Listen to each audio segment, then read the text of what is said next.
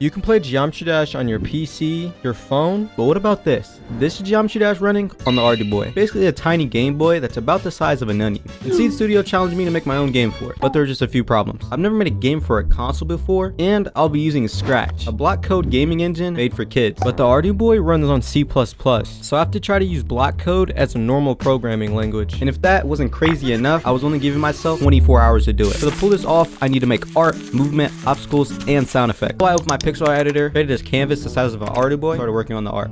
I'm be honest here, I suck at art. I usually just grab images off the internet, but for this game, I wanted to do the art. So for that, I just made the player, a few different spikes, block tiles. I also drew one of the most popular game modes for the game, but I'm gonna keep that a secret for now because I didn't know if I had enough time to add it. Okay, with the art finished, I had movement, obstacles, and sound effects left. So I moved everything into Scratch and imported the sprite sheet. The first thing I needed was the player. I created a new sprite, called it the player, added the cube art, and I just copied Geometry Dash movement bar for bar. Once I had that working, I added a scrolling floor to make it look like the player is actually moving through the level.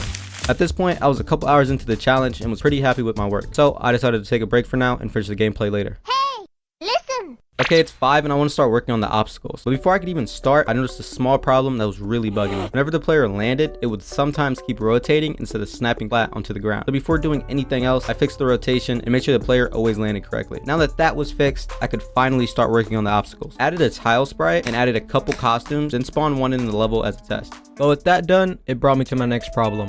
Collisions. My first collision system kind of worked, but the player would either clip to the block, get pushed into the wrong direction, or just glitch through. I kept coding it, testing it, and just destroying it in the process until eventually I just started from scratch and built one that actually worked. As you can see, it definitely wasn't perfect yet, but it was good enough to prove the system worked. What I failed to mention was that I had somewhere else to be. I have to go to a concert. I got a concert at 6 o'clock, so I'll be back tonight or tomorrow. But before leaving, I started building the level editor, but after working on that for a while, I just left it unfinished because I was running late.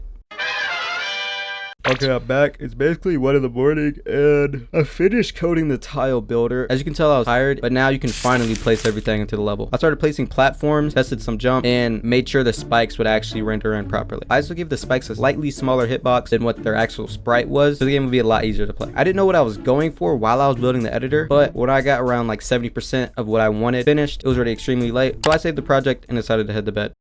I'm back. It's currently 1:47 p.m. but let me show you guys what I've been doing. While testing the map, I noticed that some of the jumps felt a little bit too unforgiving. If you walk slightly off the edge before pressing jump, you would just fall off and die. So I added something called coyote time. Basically, after you fall off a platform, the game gives you a tiny window where you can still jump. It's a small unnoticeable change, but it makes any game you put it in instantly feel 10 times better. And considering I eventually had to play this thing on a screen smaller than an onion, I needed all the help I could get. With the player controls finally feeling good, I could move on to things I still needed to finish. The first thing I started to work on was the game mode. For that, I spawned a portal into the map and imported the ship sprite. So yeah, it's a secret game mode of ship. You probably already knew that. But I looked at the current time and realized we started at 3:07 p.m., which means we got about an hour and 20 minutes. Oh my god. With that realization, I started rewriting everything I could. I finished the ship game mode, and now you can actually change your game mode. I needed to build the map. I went back into build mode. I started placing blocks, but I noticed that the original tiles I made were a little bit too big. So I made another costume, and it was just a smaller version of the tiles. Using those, I quickly built a narrow flying section, filled the bottom with spikes, and placed another portal at the end. The portal would just finish the level. I honestly would have liked to make the level longer,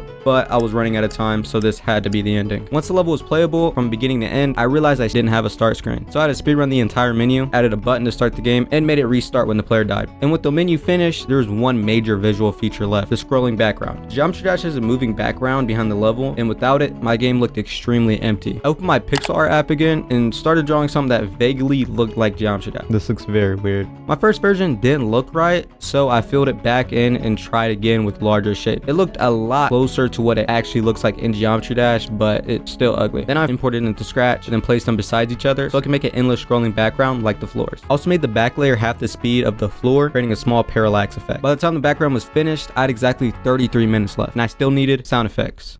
But we got a problem. This is how the ardubo sounds.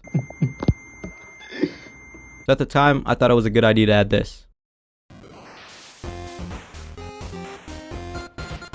But whatever, that's done. So I tested everything one final time. We had the art, we had the movement, we had the obstacles, and we had some sound effects. And after nearly the entire 24 hours, the scratch version of Geometry Dash was finished. Well, easy part was done. I have the game, but now I have to take something that was made with block code and convert it to C++ and get it running on the ardubo. Still, it's just not working, bro. I saved the project to my computer, and first thing I did to attempt to turn this thing into C++ was by using this online tool made by Jacqueline K. Ruse. I don't even know how to say that. Now, all I got to do is just plop it in here. Well, that doesn't work. My game uses clones and other things that the converter didn't support. And with the timer counting down, I couldn't rebuild the entire game for the converter. You know, it does work, ChatGPT. I uploaded my Scratch project to ChatGPT to turn into something the ardubo could read. It gave me a C++ version, so I imported it to ardubo cloud. Click build. It actually built, but that didn't mean it actually worked. I don't really have the best way to record this for you guys, but I will try my best. We turn it on actually. Boom. Plug this in. There we go. It reads. Now if we click this little button, upload to ardubo. Wait, it's not working. It's not working, and we got like not even an hour left. Yo, I'm laughing, but it's not funny. Wait, hold on. Oh, we have a whole bunch of glitches right here. The website also kept disconnecting from the ardubo, so every time I fixed something or tested something, I had to refresh and reconnect, rebuild the whole game, and upload it again. It was really annoying, so I sent the errors back to ChatGPT and then downloaded the fixed code and tried it again. Please work. This is not the game I made. Actually, what on earth is this game? At this point, the timer was already over, but this was the closest I'd got. So I went back to ChatGPT and started fixing each problem one by one. And after 30 minutes of editing the code, this is the closest we had got. So I'm gonna show you how far we can get in the level. I can't be bothered to fix this if I'm being honest. This is actually incredibly hard, I'm not gonna lie. Harder than the real Geometry Dash. I can't even make a 1-block spike. Now 3-block is even more impossible. It's possible though, I've done it. Oh.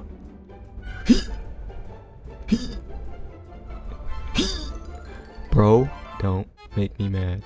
I quit. Okay, that's video done. Geometry Dash on the ardubo. As the experience making the game on this device, I'm gonna give that 0 out of 10 because I'm not gonna lie, it took too long. Also, I just noticed the audio doesn't even work, bro. Making a game for the ardubo was definitely not as easy as I expected, but most of the problems came from trying to convert a complicated Scratch project into C++ at the last possible second. The ardubo by itself is a really cool way to learn how games and consoles work. You can make your own pixel art, learn C++, and upload your games directly onto something you can carry around in your pocket. And you definitely don't have to try recreating Geometry Dash in 24 hours. Simpler games are much easier to start with, and there are like hundreds of tutorials, actually no, hundreds, even thousands of tutorials you can use to move from scratch to actually making C++ games. So if making your own games for a tiny console sounds fun, like I said, Seed Studio also gave you guys 10% off if you guys use the link in the description. It also helps support the channel and fund future events for the Discord server. If you're not in there, join it right now. And if you guys enjoyed this video, there's more videos like this. Watch this video right here where I recreated the back rooms in just one day.